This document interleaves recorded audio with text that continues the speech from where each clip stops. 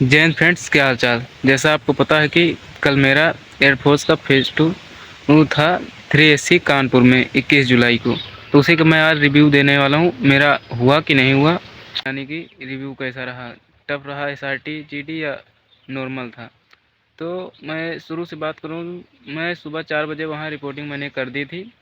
और वहाँ पे क्या है कि जब मैं अंदर गया तो डॉक्यूमेंट वेरिफिकेशन किए, जैसे कि आपको डोमिसाइल और फेज़ 2 का एडमिट कार्ड, इतना चीज़ ले जाना था।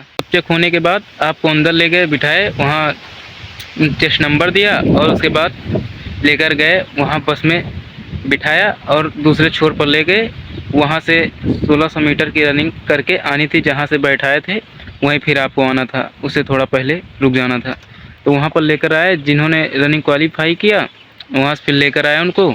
फिर यहाँ सेंटर पर वहाँ कराया उनका वो स्क्वाट, पुशअप कराया, सिटअप्स कराया। उसके बाद में ब्रेकफास्ट के लिए भेज दिया। ब्रेकफास्ट करके सभी आए। एक बार फिर से डॉक्यूमेंट वेरिफिकेशन हुआ सही से। उसके बाद फिर SRT कराया। SRT कराने के बाद रिज़ल्ट बता दिया और रिज़ल्ट में जितने लोग बाहर हुए वो चले गए। उसके बाद बोला गया आप लोग जाओ लंच कर लो। लंच करने के बाद फिर उसके बाद GD की स्टार्टिंग हो गई थी। और मैं बात करूं कि क्या है, 360 की रिपोर्टिंग थी, जिसमें से उसमें 360 की रिपोर्टिंग थी और 245 के आसपास बच्चे आए थे, प्रेजेंट हुए थे वहाँ पे। तो 120-20 का हिसाब से 2 बैच बनाए थे रनिंग के लिए। 120 बच्चों को एक साथ दौड़ाए थे, 2 बार में रनिंग को सभी को दौड़ा दिए थे।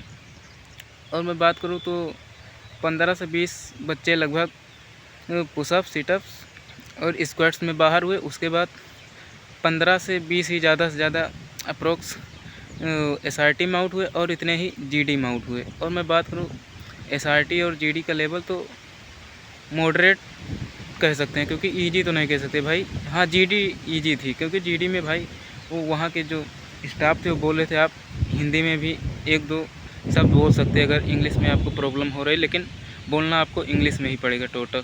और आपको वहाँ क्या है, फिश मार्केट नहीं बनाना है, क्योंकि हमारे बैच में एक साथ 18 लोगों को करा रहे थे, तो फिश मार्केट बहुत बन गया था। तो जिससे उन्होंने 9 में डिवाइड कर दिया। पहले बोले 9 ये बोलेंगे, आप लोग चुप रहेंगे, उसके बाद ये बोलेंगे। और जिन्होंने बोला 9 में और उसके बाद भी नहीं बोल पाए, तो उनको पर्टिकुलर भाई दिया गया चांस कि आप बोलना चाहते हैं, लेकिन उसमें भी जो नहीं बोला वही आउट हुआ है। तो कहने का अर्थ ये है कि आप चुप मत रहिएगा, बोलिएगा। जो 2-3 बार पार्टिसिपेशन अगर आप कर दिए तो सिलेक्शन श्योर है। बाकी मैं ये नहीं कहूँगा भाई मैं भी बहुत 30 मार खा था, क्योंकि मेरी भी इंग्लिश बहुत, मतलब कि हिंदी भी ढंग से नहीं बोल पाता, तो इंग्लिश छोड़ो। लेकिन हाँ, क्या है कि प्रैक्टिस की थी थोड़ी बहुत, तो उससे हो गया था मेरा। मैंने 4-5 बार लगभग पार्टिसिपेट किया था, क्योंकि बोल रहे थे कि चुप नहीं होना है, तो मैंने बोला था।